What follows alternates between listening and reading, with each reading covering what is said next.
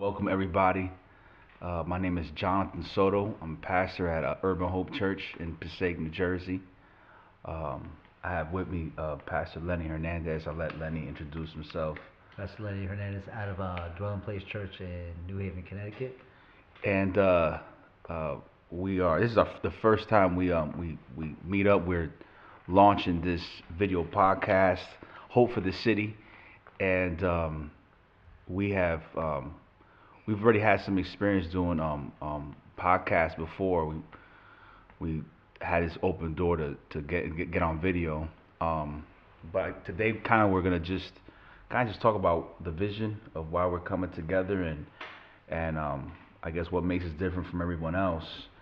And when I first spoke to you, Lenny, I pretty much I kept saying, discerning like the signs of the times, signs of the times. Yeah, So, you know, biblically, I've always used as an example that out of the 12 tribes of Israel, there was a tribe called tribe of Issachar, and the Bible says that the sons of Issachar would discern the times, and they would tell Israel what to do. So their job was they would understand what was going on, and they by understanding what was going on, they were able to say, all right, this is what we have to do. Yeah, yeah. So I kind of feel like just the name of the show, Hope for the City. I kind of feel like in the greater Christian community, you know, there's different avenues that have been people have pioneered different avenues, but I kind of feel like the urban area, the urban the urban market for the body of Christ, for Christianity in general, is somewhat in a place right now that's somewhat um, unrepresented, or it's a language that is not really understood yet. Right.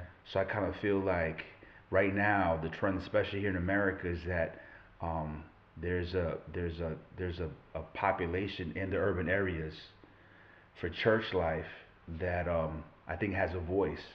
So that's technically where the foundation for what I want to address is, you know, where does a church um, um, have a voice for the urban community to be able to preach the gospel, share the light of Jesus, share light in darkness. Because you're talking about, you know, the struggles in the urban area are completely different from anywhere else. Yeah.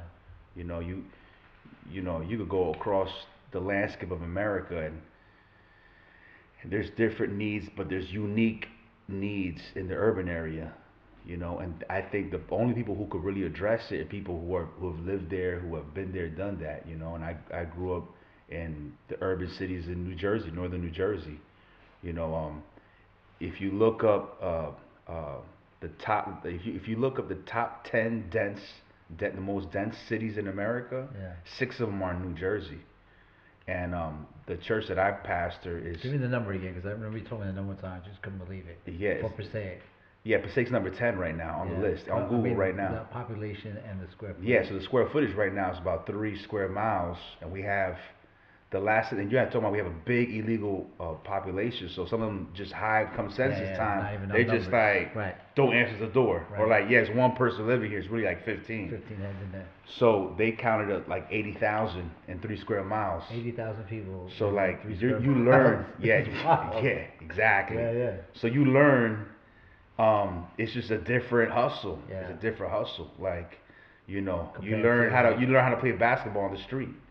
You know what I'm saying? You know how to Right. play baseball on the street. Yeah, yeah. You know what I'm yeah, saying? yeah. Like, yeah, that car will be first base. And all the You know what I'm urban saying? games That that bumper go will along be with it. second base. Yeah, so Yeah, it's a yeah. whole different hustle. It's a whole different need. And I kind of feel like the voices in the church, you know, are more out of like a mega church in Florida, or a monster church in Texas, or California, or something like that. California, Right, North right. Carolina, Yeah. and there's like a disconnect. So I kind of feel like there's a need to be able to discern what's happening in the urban communities, Yeah. whether it be in the Northeast, whether it be in Chicago, whether it be But even the mega churches here are not really like minister into the needs of the community, the people that live in that community, right? Yeah. Like I don't want to say any church names, but like people are coming from outside the city limits to attend a city church because it's like cool and hip. Exactly. But that particular church is definitely not ministering to the needs of the city itself. You know, they cater into like, let me bring in all these millennials from Long Island and other places like that. Westchester, hey, come to meet with us in the city because it's cool, it's hip. But you're not here. You're not suffering with Exactly. us. You're not going through, Exactly. you know, alternate side street And it's parking and interesting because everything. You know. I don't know what your opinion is, man. I know a church in one of these cities in New Jersey. It's kind of like the pastor kind of wants to floss that he's like in the rugged area of town, Yeah, but he lives like with the Joneses out like in the suburbs. So I'm not sure if that's a disc. I don't know. I don't know if it takes away from the message. I definitely do. My personal opinion, this is my personal opinion. If you're gonna pastor a church in the city, then you need to live in the city. Yeah. Because you got to know what people are going through. You got to Yeah. be able to mourn with them and weep with them. Walking with people that are going through tough situations who just can't make transitions like that. I can't just pick up and move to another city because my job is here and I don't have a car. And how would I get to work bus wise and all that stuff? Even apart from even concrete examples like that, there's actually something spiritual that changes. Things change. Yeah. That the church is, you're not called to like run from it. You gotta be light. So this is weird. Just a flashback of my father's church. My dad's been pioneering in northern New Jersey for more than 40 years, since 1970, and he's still Yeah, like, he still give me a mic and let me just rock. yeah. But the second building that he was able to move into, which is in it's almost in the downtown area of Passaic. It's actually where Urban Hope meets. Um, it was a building that full of obviously of apartment buildings like all New Jersey is, Right, but right. there was a crack house that was two houses down. And it was completely just. So what year are we talking? It was on 1999. Okay. So we got the building, and I was there. We got the building. Everybody's excited about the building, closer to downtown, like in the center of the city. And we believed that God was like in it, like I'm putting you in the center of the city. Yeah. So, but that block, if I would give you the description of how the block was, it was really a different shade. So there was a house called the Lido House that was two houses down, and it was a full blown boarding house, but it became like a crack house. So in the day, it was dead quiet, and around once twilight would come, 5, 6 o'clock, Yeah. you see everybody comes like the freaks come out at night, bro. It was just All the it was zombies zombies, coming out. Yeah, yeah. and even the church, the parking lot that we have has a fence now, but before it didn't have a fence. So like you would see a lot of just the traffic of just like from like prostitution, like let's use the back of this building to get Oh down, wow. Yeah, or yeah, like yeah, we'd see like crack vials, like we saw it all. We yeah. like, Yeah, and right. I experienced it all. It was just crazy. Like there was times we would just see like people coming through the back or like people leaving the back. We're like, man, what is going on? Right. Um, so my mom on her prayer nights just started go in and just started just we just claimed this city, we claimed this block. They started to do prayer walks and just so they actually and I was there. There was actually one day where they actually walked they walked to this boarding house like in the evening and just like straight up just start to pray on it and just declare and Declaring it. just Yeah. just like a whole prophetic act. And now you're talking about fast forward 18 years later, and that whole block, even the front of the building, it was an empty parking lot, and it was just like a place where like hobos just would go and just pass out and get drunk. It was a city lot. It was a parking Right, lot, but right. it was pretty much it was just alcoholics there, crack house to the left, another abandoned lot there. There was a couple abandoned buildings on the same block that I'm talking There right you right now. now, right? And if you look at it now, so we just came in just declaring, praying, speaking over life. Right. And 18 years later, that boarding house got torn down. Um, it was added to the plot that was next to it. They built a brand new school on it, so now it's like an elementary school that's like beautiful for the Right, property. right. There was another property that was an abandoned building. Someone came in and renovated it. Got what I didn't know it even existed, but National Park Service historical credits, which gave them like all types of tax money and restored it, and it's like a senior citizen building, beautiful. The parking lot that was in the front where the hobos were and was just drinking, they built an EMS station Station on there, top of that, so now right? there's like there's traffic there. It's just it's night and day. Right. I personally believe it was just the position of the inner city church basically saying, listen, we're gonna stand for light. We're gonna stay here. We're gonna just believe for a change, and it's happened like that. Right. So, and not only that, but my parents live on the site. They live on the site. They had the Like opportunity to, parsonage is there. yeah, Yeah. they live on the site. So they have the opportunity. They could go into the suburbs if they want to, but they live on the site. Yeah. And it's been a witness to But I me, mean, you know. they're a different breed because they're like tied to the city. They're married to the city. How long Exactly. your dad there again? Because And that's another. he's been there since 1970. Yeah, so that's just crazy. Like no one does that anymore. You know what 19, I'm saying? so look, so you're talking about going on 50 years, right? Yeah.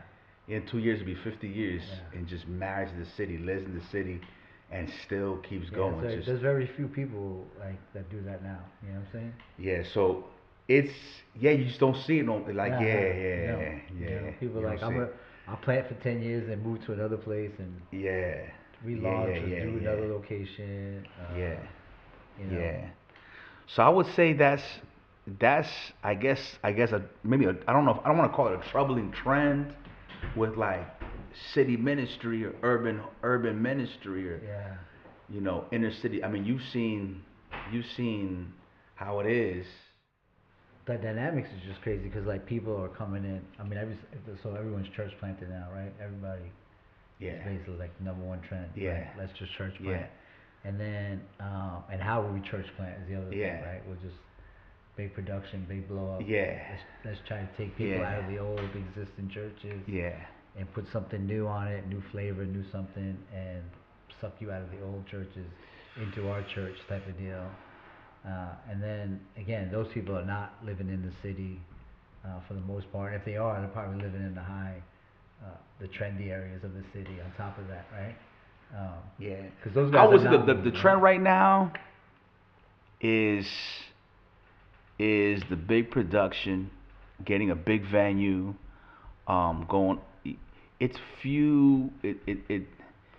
It's few examples of people just basically marrying themselves to a city, going into the lowest of the low, and then just living out the gospel and letting see God grow something there. Yeah, organically. Yeah, that's Yeah, yeah. just not happening. Nah, That's not it's happening. a trend. That's the It's problem. yeah. So As much as people want preach from the pulpit, like you're individually created, like God set you with a purpose, God's put a destiny in you, all these things, right? And then when we do church planting, everyone just follows the same exact model, right? I'm gonna launch my church on Easter Sunday, and if I'm not ready for Easter Sunday, I'll launch it September, catching everyone coming back to school yeah, and everything like that, right? We'll do the pre-launch, the pre-launch, the soft launch, the medium launch, the hard launch, the real launch, but right? they say that works. Yeah. I mean, I guess Yeah, they no, basically say, no, they say it works. definitely the model works. You know what I'm saying? But at the end of the day, I'm like, man, like whatever happened to like listen to the Holy Spirit and be like, I'm just gonna do it His way and let Him build something, and it's not gonna be quick and it's not gonna be fast. It's gonna be long and it's gonna be hard, and I'm gonna walk with people through their junk. You know, I'm gonna like here comes the one person, and we don't have it all put together. Crazy light show and sound system and all the other stuff. So We look, just want to walk it out, if and that is the you trend know. right now for churches, then what's the trend for evangelism? And the reason why I say that is, Billy Graham just passed, and there's been like word Yeah. in what I consider the prophetic Christian community, seeing that was a sign, and a new wave of evangelism is coming. So I'm wondering what the trends gonna be for evangelism right now. But so So you, the trend has been this way for a long time, and it's like, again, it's like we hit our head against the wall over and over again. Like, let's fill a stadium up with as many people as possible, okay, and let's like bring in some hardcore. Um, I heard what's this guy, Chris Dorso, use this terminology. Christ Tabernacle. Church celebrities. He calls them celebrities. He like, let's bring some famous like celebrity in to do the worship for us. A big, United Pursuit, or Will Reagan, or Tasha Cobbs. And then they'll do the worship for us. Bethel Music or something like that, right? They'll do the worship for us, and then we get a bunch of other guys, well-known celebrity speakers, and we rent out the stadium, and then like we'll have this impactful meeting that's full of 100,000 people who are relatively like, and this is what I always tell people, like, if I'm not saved, like I don't really listen to a lot of hip hop, obviously, because I'm not trying to be super spiritual. It's just not something I do, right? Mm-hmm. So if you throw a new artist, these trap music artists' name out, Mm-hmm. I probably wouldn't know who they are. I wouldn't know the song. But for some reason, we throw a Bethel in there or Tasha Cobb, and we think the world's gonna be like, wow, like they got Tasha Cobb doing worship, so I'm gonna go. But they have no idea who she is because they're not listening to that genre of music. Exactly. And the names, big names, they don't know who they are So either.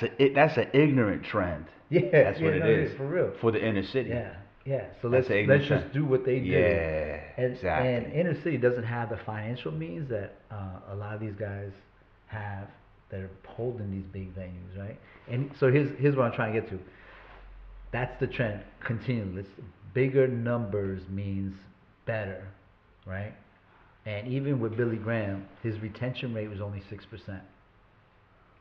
So 6% of the people that actually came to the altars and gave their lives to the Lord, only 6% of those people actually continue to walk with Jesus And go to a church and go to a church and get and get involved involved and and get, develop and mature and be yeah, disciple and grow. 6%. And out of his own mouth, he even said there was like, there were three things. I can't remember the third one, but the first one was when he was older. He asked him, Billy Graham, what would you do different? He's like, I would probably read less books about the Bible and would have read more of the Bible. Billy Graham said Yeah, that. Billy Graham said that. And two, Oh, he swear. said, I probably wouldn't have done mass meetings and probably would have focused on small groups and reproduced myself. You're kidding me. Yeah. So Oh, like sweat. with the death of him, obviously a lot of people charismatic wise, hardcore Pentecostals are believing like, hey, this blanket, this wave of like this mantle of Billy Graham evangelistic outreach just hit everyone.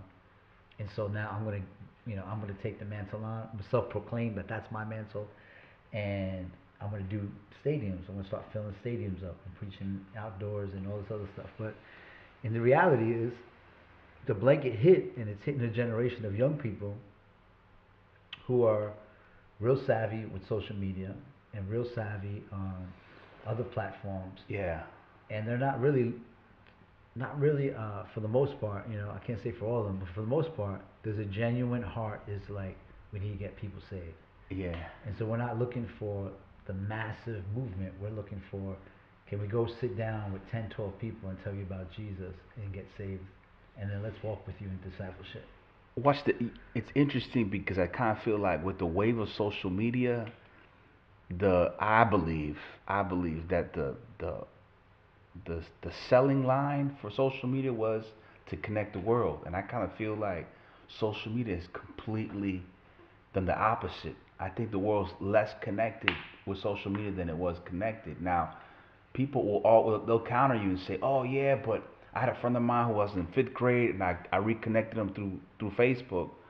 But I'm like, okay, now look at all the friends you have on Facebook, and how many really have your phone number? or how many did you talk to on the phone personally? Right. And the numbers are probably staggering because Yeah, it's a yeah. witness. I'm myself. I'm a witness. Yeah, definitely. So yeah, so it's less connected. I'm hoping that. Well, I've seen this work, and I don't know if what you've seen work, but I've seen in an organic urban church setting that people still are thirsty for real connection, real Yeah, connection. yeah. So, you know, the act of literally just connecting with one person, it means way more than having, a great social media presence, a great sound performance, lighting, the red carpet treatment coming to a church. It's it's trumped with having a connection with one person in a church setting, and that's what's worked in our church. We've Yeah. seen there's and you have to understand why kids go to gangs, why kids because it's going back to what God said in Genesis. It's not good for man to be alone. God has created us to be connected. Yeah, community. God has Yeah, created us to be yeah. connected. You know, But that's what millennials want, and that's what they do, and that's what they're good at, and I think right? I think Creating they've been community. sold a line that social Yeah, media is going to connect them. Um, but I think they're finding themselves striking out because yeah, the more you have a platform and a new platform comes on, basically saying we're going to address the issues why the connect of the last platform didn't work, and it just keeps morphing into a better connect, a better connect. At the end of the day, it's still a phone, it's still an iPad, it's still right. there's no connection, there's no like, Yeah, you know what I'm saying? Like I want like let's do life together. Like I'm struggling right now, Yeah, you know. yeah, So I'm hoping that the trend for evangelism, you know, would be completely opposite of what we saw in the whole Billy Graham era, which yeah. was just, it was No, kind of I like think I it is think, going that way. yeah, I Yeah, think it was just yeah, idolized like Billy Graham would fill stadiums, yeah, you know, and it was like, oh, if we could just get it bigger and bigger and bigger. When now the trend would be, let's make it smaller, smaller, yeah. smaller, so one person is successfully just reaching out one person. You know what I'm saying? Yeah, I would love to see like the real long term like numbers of like some of these guys are doing these stadium things. And I'm not saying don't do stadiums. I'm not saying Yeah. that. Because I was there at one point and I just felt like the Lord just told me one year, like, hey, just stop doing that. And when I stopped doing it, He threw two young men into my life and He was like, reproduce yourself. And I spent the year reproducing myself in them. And both of them are still in ministry today doing crazy, amazing things.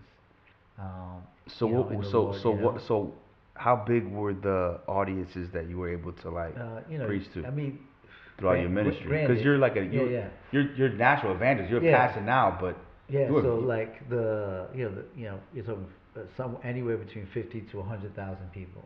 You know, wow. um, and it's good. It's like great for storytelling, and crazy miracles broke out.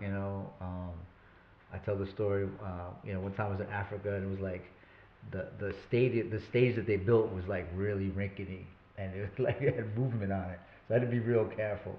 And like the Holy Spirit just broke out and everyone started rushing the stage and the security like built this wall to make sure that no one rushed. Because if they did, the stage probably would have collapsed and stuff like that. And they were just like, yo, this is too wild. We got to get you out of there. So like security comes, runs on stage, let's pull you out of the stadium type of deal. And as I'm running, there's this guy over here who's yelling out like, "Hey, pastor, I need healing. I need healing. Help me, help me." And out of nowhere, I just like this thought came to me like, "Yo, just take your jacket off." It was soaking wet. In those days I wore a suit and tie everywhere, right? So I rip my jacket off and I like throw it into the crowd and it hits like 10 people and they go out under the spirit. And I'm just like, yo, what just happened? So now I'm like taking my tie off and I'm throwing my tie at this person and take my shirt off and I throw it in the other crowd. And people just getting slain in the spirit type of deal, man. So like I remember like getting on the bus. They open up the van and like I'm running through the crowd with 10 people. Open up the bus of the van and jump in. I'm literally down to a t-shirt, pants. I take my shoes off, give it to the worship leader, and like shove it on him. Like they're still anointed in these shoes, you know. And he goes out, right? So you have these great, amazing stories like that. It's crazy. Right? But I went back the following year to do another crusade there, and I was still addressing the same issues with some of the same people. And I'm thinking to myself, man, we put up a lot of money to put these things on, and I could still tell stories about that one. You know, blind eyes open up, cataracts, and other things like that. But at the end of the day, like, yo, is the kingdom actually moving forward? Is it really advancing if coming back year to year, still addressing, like, you know, why are you not tithing? Why are you not coming to church on a daily basis? Yeah. Why don't you have a devotional life? Like, Yeah. why do you need me to lay hands on you? Like, you know, go after God, and He's going to be, you know, He's all sufficient, you know? And so those issues I started wrestling with, and then finally the Lord said, hey, I'm just not in this anymore, you know? And I can't say that for everybody, but for me, I just felt like this is not kingdom advancing. So what do you You think know? of the top three? It's kind of like a shotgun style, right? You're just hitting people. What do you think of the top three struggles right now for inner city ministry right now? Dealing with like top three that you've observed. Yeah, well, you know, one is like you're reaching a community of people. If you're really community based, um, you know, people, one, just don't even have the finances really to tithe, right? So you have to figure out how to keep your ministry afloat. Yeah.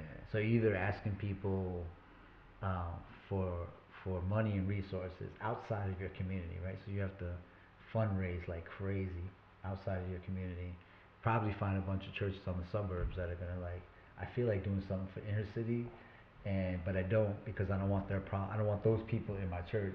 Yeah. So it's easy for me to write you a check type of deal.